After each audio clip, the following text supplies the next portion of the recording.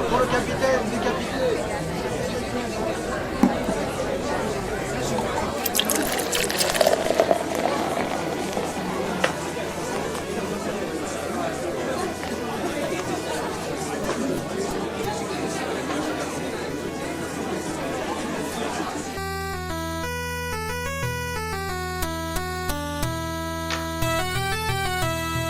Bonjour, vous écoutez Comment Passant, je suis Xavier et j'espère que vous allez bien. Voici le 11e épisode du podcast, épisode dont le titre est Chemin, où nous mène-t-il ? Donc on va parler des chemins, et oui, on va parler pas trop de promenade, vous allez voir, je vais essayer de vous expliquer un petit peu tout ça parce que ça fait quelque temps que j'essaie de cogiter, de concevoir cet épisode et je fais face à des difficultés qui sont liées au temps que je suis capable de consacrer à la préparation de chacun des podcasts de Comment Passant. Donc j'accepte non pas ma défaite, mais j'accepte de pas en faire, donc c'est à vous d'accepter aussi, de pas en faire un sujet, un épisode dans lequel on va prétendre traiter le sujet. On va à peine se promener dedans. Pour moi, ça sera même pas une introduction, ce sera une espèce de brouillon. On met tout un peu le plus de choses à plat possible. Et puis, ça me permet aussi de faire un appel à contribution. Si vous voulez participer, contribuer, comme pour chacun de ces épisodes, c'est tout à fait possible de continuer à cheminer dans un sujet, de ressortir le sujet 4 mois plus tard. Donc, pourquoi j'ai eu quelques petites difficultés ? Parce que le sujet est très très vaste, très vaste, et là je peux déjà vous dire, si vous voulez contribuer à ce sujet sur des thématiques que je n'aurai pas du tout l'opportunité d'aborder, en tout cas pas tout de suite, pas aujourd'hui, il y a tout ce qui relève de la spiritualité, et le champ est très très vaste. Si vous avez déjà fait, par exemple, j'en connais, mais ils n'auront jamais le temps d'écrire quoi que ce soit dessus, donc on fait les chemins de Compostelle, puis en spiritualité, les chemins intérieurs, le cheminement intérieur, les chemins, il y en a plein, il y a même des superstitions, on va appeler ça comme ça, des chemins croisés, des choses qui sont liées au chemin, il y a vraiment des traditions qui sont très proches, enfin qui concernent le chemin, les chemins qui se croisent. Il y a beaucoup on va appeler ça des croyances, des superstitions, je ne sais pas, des traditions liées au chemin. Donc ça, je ne peux pas vous en parler parce que je n'ai pas eu le temps du tout d'en apprendre quoi que ce soit d'intéressant, enfin de suffisamment développé. Et puis il y a aussi tout ce qui est lié, alors ça me permet de remercier Jonathan de Anthrostory, ex-Anthropodcast, que je vous recommande d'écouter. Bon, tout ce dont je parle, je collerai les références, ne vous inquiétez pas, sur le site commentpassant.fr comme d'habitude. Jonathan m'a mis un lien vers Croisée des routes. La Croisée des routes, c'est un site internet. Et puis ils ont un compte Twitter et il y a plein de documentation liée à une espèce d'anthropologie en marche, en voyage, les voyages. Et il y a un ouvrage, alors que je vous recommande parce qu'il est en plus gratuit, il est en PDF. Ça s'appelle Le Monde en marche, point d'exclamation, et dont l'auteur est Franck Michel. Et donc l'éditeur c'est La Croisée des routes. C'est marrant parce qu'il y a toute une histoire, alors je sais pas à quel point, j'ai pas eu le temps de lire tout l'ouvrage, mais ça m'a intéressé de voir que ce Franck Michel lui aussi avait bien potassé visiblement le sujet, et puis surtout avait lui-même pratiqué la marche, les chemins de traverse et compagnie, et qui voyait bien que c'était pas qu'une question de tourisme qui fait son trek ou de sa petite rando, et qu'il y avait plein de choses, que c'était un lieu de rencontre, que c'était très plus divers, il y avait plein de façons de marcher et qu'il y avait plein de chemins différents. Voilà, il a l'air de bien savoir de quoi il parle. Je ne vais pas me servir de ce que j'ai lu pour l'instant chez lui, même si c'est très sympa, parce que j'ai vu qu'il mettait avant sur la page, je sais pas si c'est la 5e page, des citations, dont une citation de Nietzsche, parce que j'en viens. Alors, si vous voyez d'autres angles du sujet, n'hésitez pas. Puis, si vous avez envie de raconter une marche particulière ou un chemin qui fait sens pour vous, n'hésitez pas. C'est comme d'habitude, vous pouvez participer. Moi, je peux déjà vous dire que la manière dont je vais un peu aborder le sujet aujourd'hui, ça sera. Bon, un des objectifs, c'est de distinguer la route du chemin. comprendre qu'il y a différents chemins. Il y a 2 citations en fait qui résonnent en moi immédiatement. Après il y a des passages dans la littérature notamment ou au cinéma qui peuvent venir en moi. Je suis pas sûr d'en parler parce que je ne suis pas certain de pouvoir en parler de manière intéressante aujourd'hui, mais les 2 phrases, 2 citations qui résument un peu c'est pas mon angle d'attaque, mais c'est comment le sujet vit en moi depuis longtemps. Il y a une citation de Nietzsche dans Le Crépuscule des idoles, où Nietzsche cite Flaubert, l'écrivain français, lequel disait on ne peut penser et écrire qu'assis. Et Nietzsche l'alpague un petit peu, rétorque je te tiens là, nihiliste. Il ajoute quelque chose du genre c'est une offense à la pensée que de croire ça, avec le ton et tout ça, l'humour aussi de Nietzsche, bien sûr. Je te tiens là, nihiliste, les grandes pensées viennent en marchant. Donc les grandes pensées viennent en marchant, ça c'est un des trucs une des phrases qui m'a toujours collé aux artères. Et d'ailleurs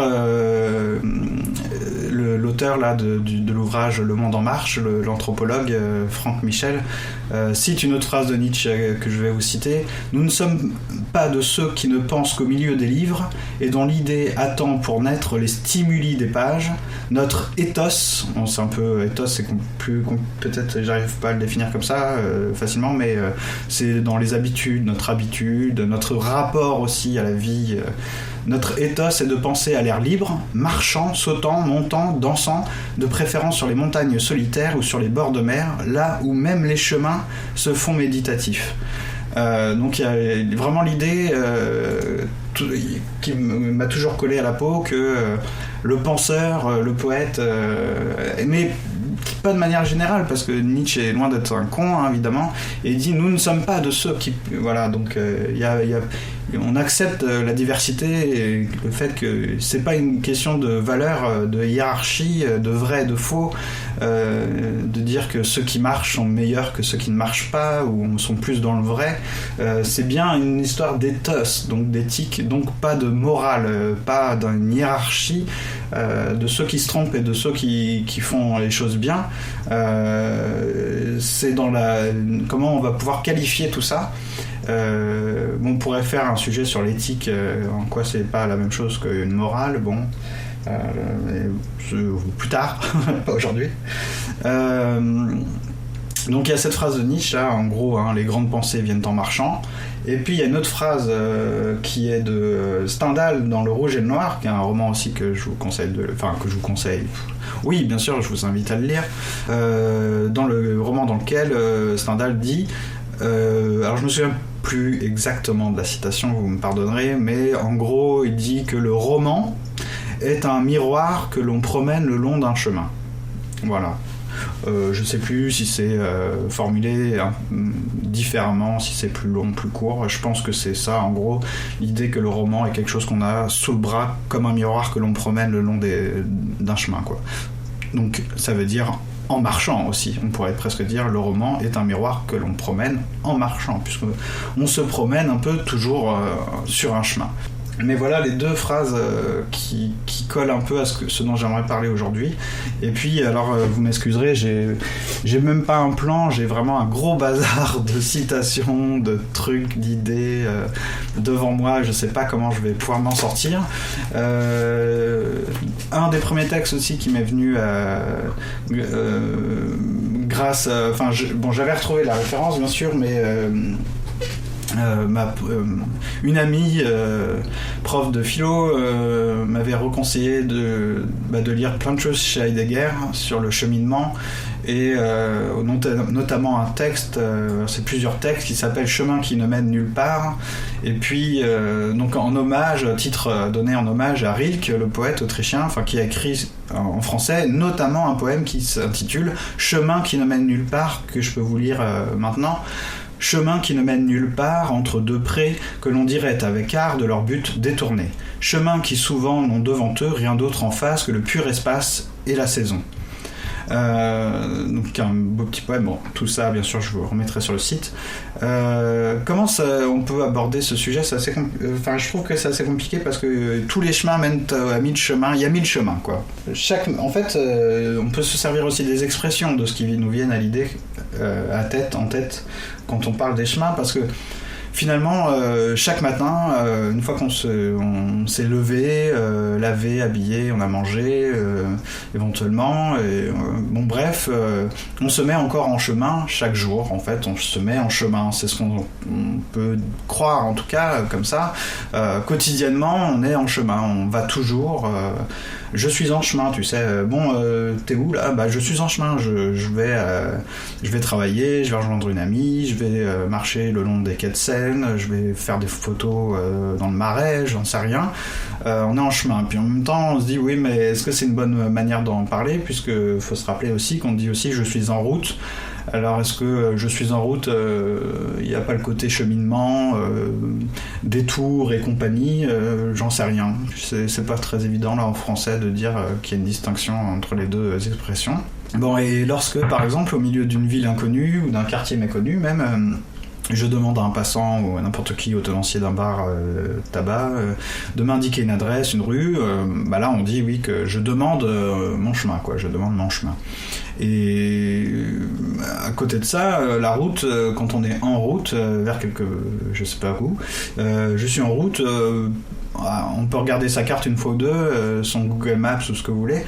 On peut avoir l'impression d'être perdu, mais a priori on n'est jamais perdu sur la route.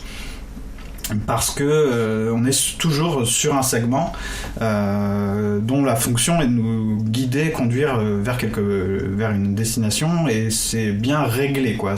On est tout le temps dans une mesure, on est comme sur une règle, au sens règle avec des échelons, enfin des strates, des petits tirets, des mesures. On est à 1 km, 2 km, 3 bornes, 15 bornes, enfin bref. Vous avez compris l'idée. Si on ne s'écarte pas de la route, tout va bien pour nous, quoi. On n'est pas perdu, on n'est jamais perdu en route, alors qu'en chemin, on sait très bien que les chemins, tout de suite, ça nous indique un peu d'indéterminé. Oula, il y a un risque, on peut se perdre en chemin. Et pourquoi les routes, on ne pourrait pas vraiment se perdre, ou... C'est quoi, a priori, la grosse différence comme ça? Bon, les routes, ce sont les pouvoirs publics, le pouvoir politique qui construit les routes, les fabrique avec des machines, des ouvriers, toute une organisation. Et...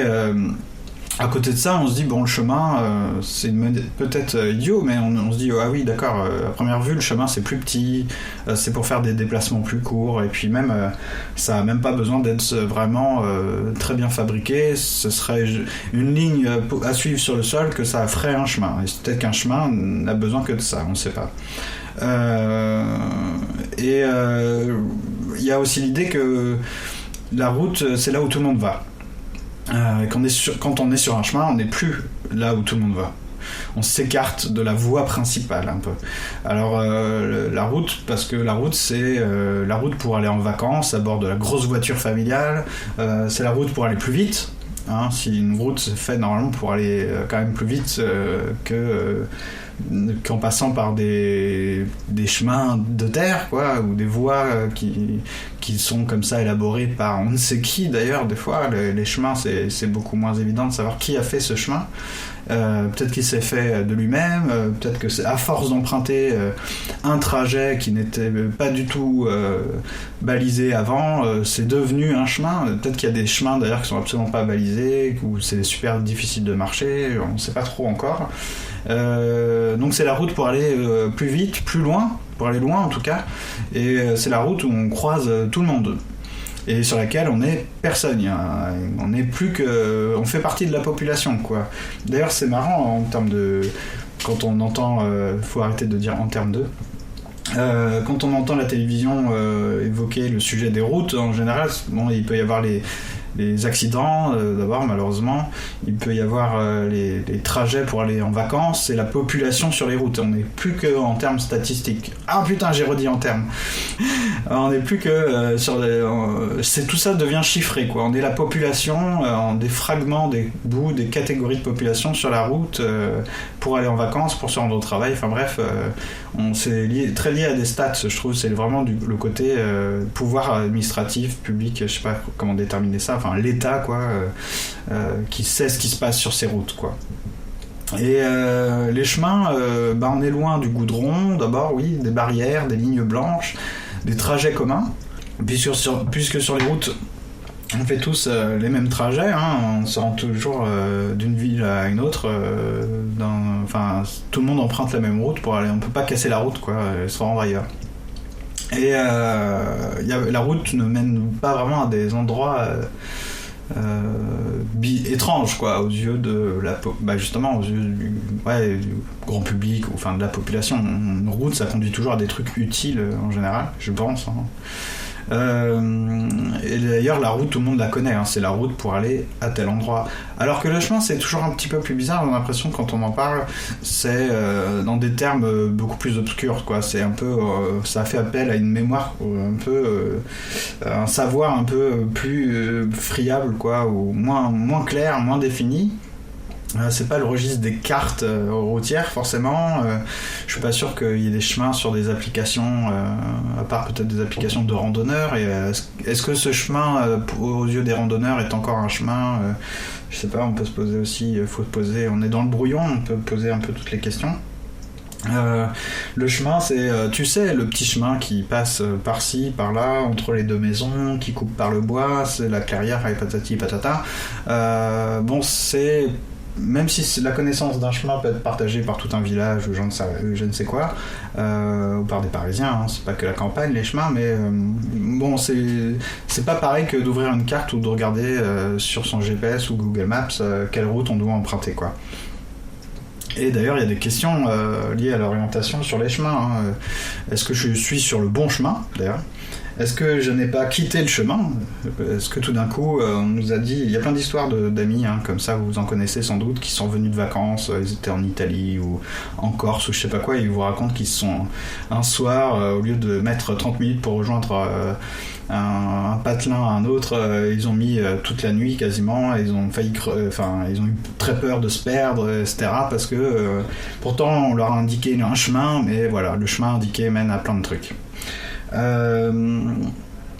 Donc on revient un petit peu aussi sur la route, peut-être pour dire justement la route, on peut pas vraiment s'y perdre, et en plus c'est là que tout le monde va, ok, et on suit les autres peut-être aussi, mais surtout c'est sur cette route que d'autres sont allés loin, et beaucoup plus loin que nous, hein. Alors on est aussi dans l'allégorie, bien sûr, parce que suivre la route, aller loin sur la route, ça serait en tout cas réussir sa vie,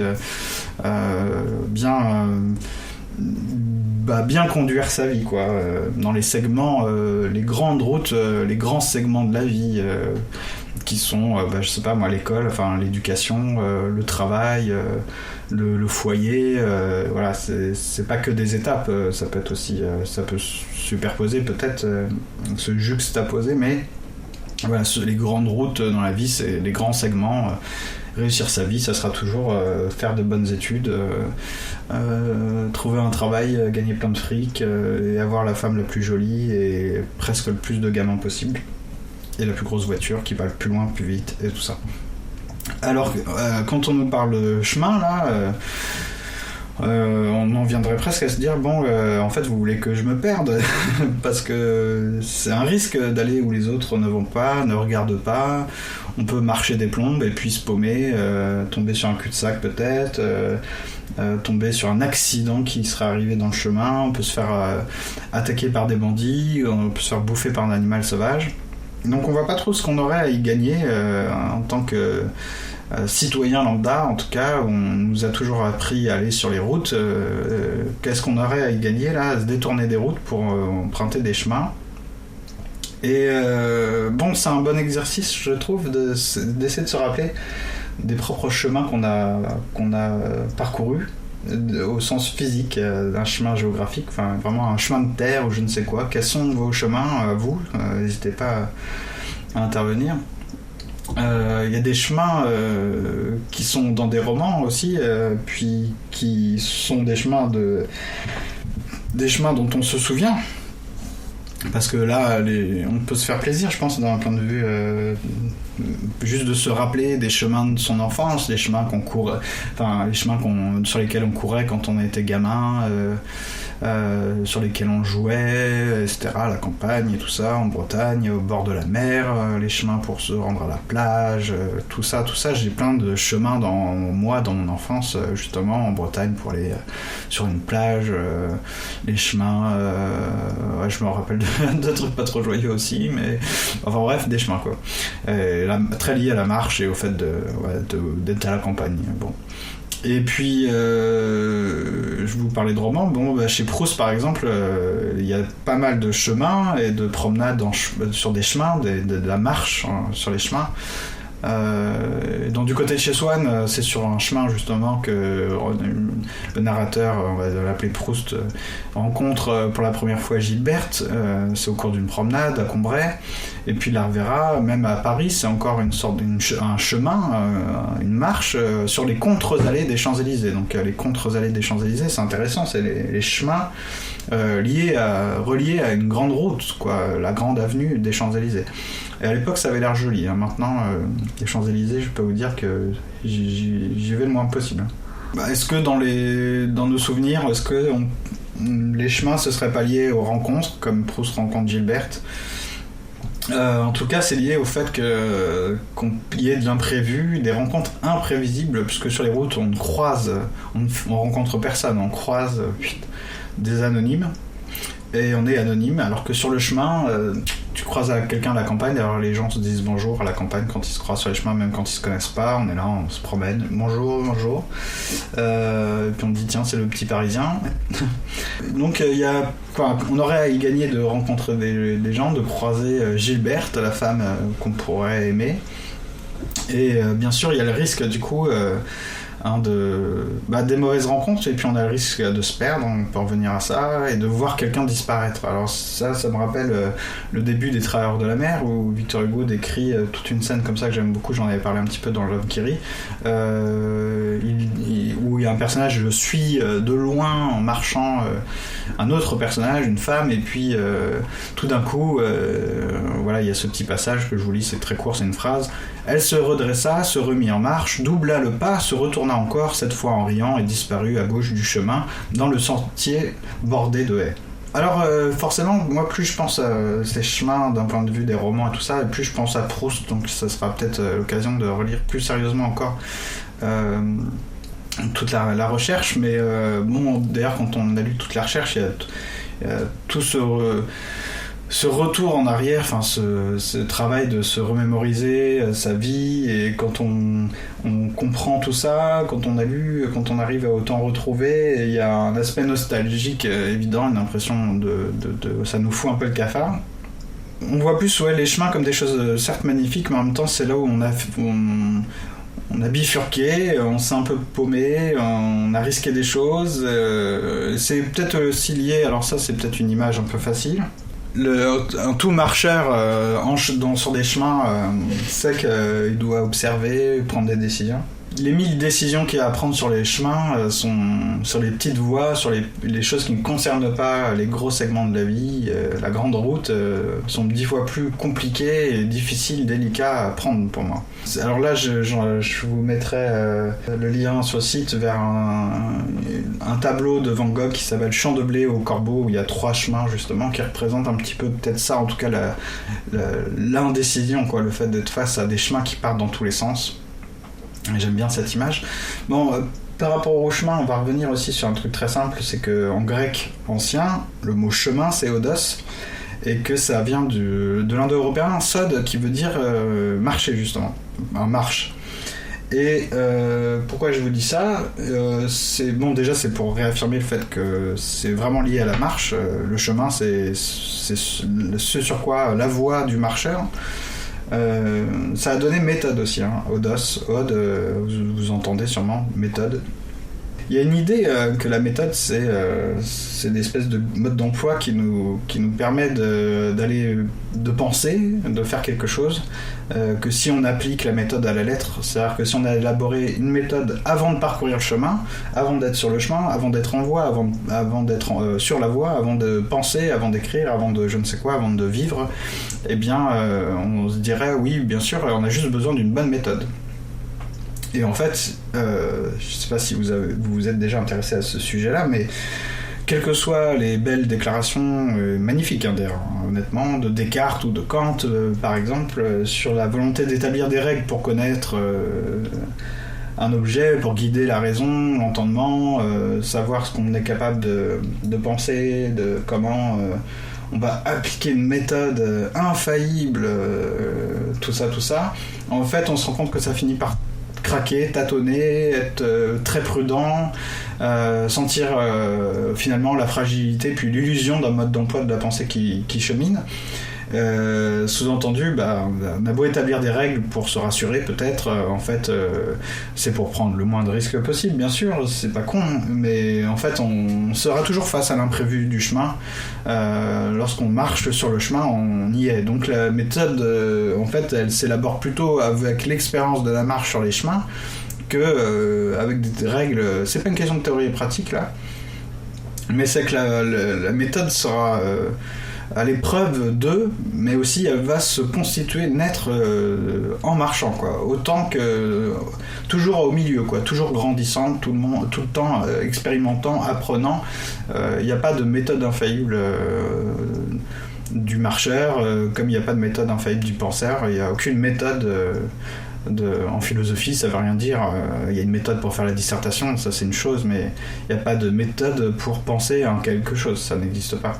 Et il y a un texte de Descartes qui s'appelle Le discours de la méthode. Donc le chemin, c'est la voie du marcheur, ok. Et puis on peut se rapprocher tout ça pour dire qu'il y a bien, avec notre citation de Nietzsche en tête de tout à l'heure, que le chemin, c'est une belle image pour le philosophe qui penserait en marchant, ou le philosophe ou quelqu'un d'autre, hein. Et que c'est vraiment que le chemin, c'est la voie de la nouveauté, de la création, de la différence, alors que la route n'est pas du tout ça. La route, c'est plus une terme de performance, d'aller plus loin, plus vite et compagnie, alors que le chemin, alors oui, mais il y a un risque de s'y perdre, d'y devenir peut-être fou à force de s'y perdre, d'y mourir prématurément, de faire une mauvaise rencontre, d'y demeurer trop longtemps à l'égard des hommes, aussi la solitude du chemin, du marcheur solitaire. Mais bon, certains esprits estimeraient que, en tout cas, ça vaut le coup de prendre ces chemins plutôt que la grosse route où tout le monde va, mais de toute façon, ont-ils le choix, ces esprits qui vont sur les chemins. Bon, moi, je pourrais vous parler d'un de mes chemins, qui est celui lié à l'écriture, puisque j'ai écrit des petits poèmes, des petits textes, on va dire, qui seront publiés d'ici juin, a priori, enfin en juin, on va dire, donc je vous en reparlerai, qui ont été beaucoup écrits en marchant, justement. Alors pas en marchant forcément, écrire en marchant, on se doute que c'est difficile d'écrire tout un texte avec le carnet dans la main et en regardant pas où on va. Là, ça, c'est un autre truc, c'est l'idée qu'en fait, quand on marche, la tête écrit. Alors on pourrait parler de l'écriture et de ce que c'est qu'un écrivain pendant des plombes. Pierre citait Proust et tout ça, là j'ai relu des beaux passages de Proust là-dessus. Mais l'idée que les grandes pensées viennent en marchant, alors ça c'est un truc qui m'a... Enfin, c'est pas que j'en suis convaincu, c'est qu'en tout cas, je dirais pas que je le vis parce que j'aimerais bien avoir des grandes idées, mais en tout cas, c'est en marchant que les choses se débloquent, que ça cogite, qu'on libère l'involontaire, la pensée involontaire en soi.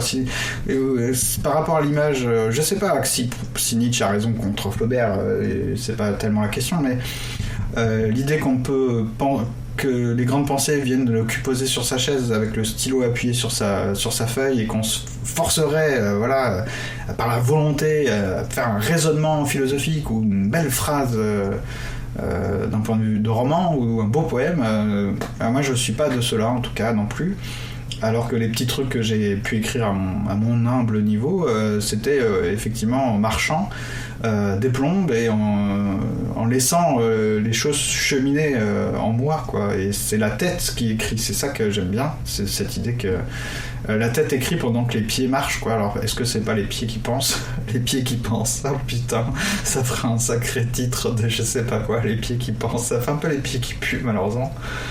Il y a très longtemps, je crois que il y a plus de 10 ans en fait, il y a bien 10 ans en tout cas, j'avais écrit un petit poème qui s'appelle Les autres chemins, sur cette idée que les gens, qu'est-ce qu'espèrent les gens à vivre accompagnés sur la grande route où tout le monde va et de laquelle tout le monde tombe un jour ou l'autre, est-ce qu'on peut être accompagné sur d'autres chemins?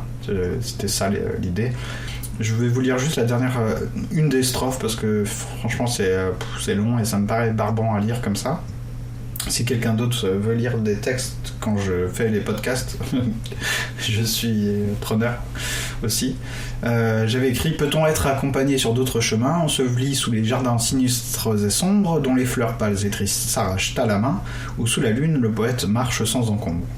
Pourquoi marcher au-dessus de l'onde fragile quand on peut y plonger ?» Et puis patati patata. Bon, mais c'était très lié à la marche et à la promenade et à la pensée qui marche sur d'autres chemins, et la question c'était est-ce qu'on est obligé d'y aller seul sur ces chemins, ou est-ce que quelqu'un à la fin, bon Dieu, va finir par nous y accompagner, quoi. Il y avait ça.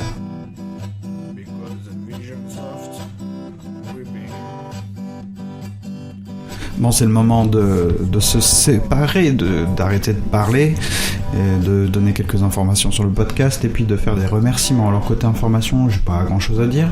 On va continuer comme ça jusqu'aux vacances, jusqu'à cet été, c'est-à-dire un épisode toutes les 2 semaines. Je ne connais pas encore les prochains épisodes, les thèmes, etc. Je pense que le prochain, ça sera sur un texte, pour essayer de faire un épisode un peu carré, soit sur le roman Ferdi Durquet de Witold Gombrowicz, dont je vous ai déjà parlé, soit on choisit une pièce de théâtre comme Caligula que j'aime beaucoup, mais j'aimerais pas juste présenter le texte, j'aimerais montrer ce qu'il y a à penser là-dedans, et forcément c'est un petit peu plus long. Et puis cet été, disons juillet, peut-être que je ferai qu'un seul épisode, au mois d'août également, et peut-être que ce serait pas mal, mais là ça va demander du boulot, de faire 2 gros épisodes avec des intervenants, donc on va voir comment ça peut se goupiller. J'aimerais, si je pars en vacances 2 semaines, avoir l'occasion d'enregistrer des choses en mobilité, comme on dit, donc peut-être que j'investirai dans un 2e micro, mais un truc portable, cette fois pas un gros machin qui se pose sur le bureau, un petit zoom, je sais pas si ça coûte plus de 100 €, je pense, je vais peut-être attendre. Dans la même optique d'améliorer le podcast, sachez que sur YouTube maintenant je ferai en sorte de soigner, bon, on peut pas parler vraiment de vidéo, mais au moins que ça soit un peu animé, donc qu'il y ait des images, des choses qui puissent parler un peu à celui qui écoute le podcast sur YouTube. Donc c'est le cas déjà pour l'homme qui rit, ce sera le cas pour les chemins, et après ça dépend de la vie du podcast, comment il évolue, mais on pourrait imaginer de faire des lives ou de faire des vidéos vachement plus poussées, pas pour être un youtubeur en tant que tel, mais pour qu'il y ait un intérêt à la vidéo. Pourquoi pas enregistrer les épisodes avec moi et les bouquins ou je ne sais quoi, bon, on verra. Côté remerciements, écoutez, je remercie Karine, toujours une fille un podcast, je remercie Cécile et je remercie Zafeu, parce que depuis le début en fait vos remarques me sont super utiles. J'apprécie le côté franc, critique et courtois de tout ça, donc ça m'a toujours permis d'essayer d'améliorer chaque épisode. Je suis bien conscient que celui-ci est un petit peu chaotique, parce que c'est un sujet, mine de rien, c'est complexe, un peu brouillon déjà à l'origine, et que 2 semaines pour le préparer, c'est fort peu, tout simplement. Donc je vais essayer de prendre de l'avance sur le prochain épisode pour avoir un peu plus de temps pour préparer ces épisodes où j'essaie de de choisir un sujet un peu plus large. Voilà, bon, il y a du pain sur la planche et tout ça, et écoutez, merci d'avoir écouté, tout simplement, et puis maintenant, si vous pouvez contribuer, à dire ce que vous pensez, interagir avec le podcast, comme en passant, et c'est facile à trouver sur les réseaux sociaux et autres. On se retrouve bientôt, je vous remercie encore, allez, ciao.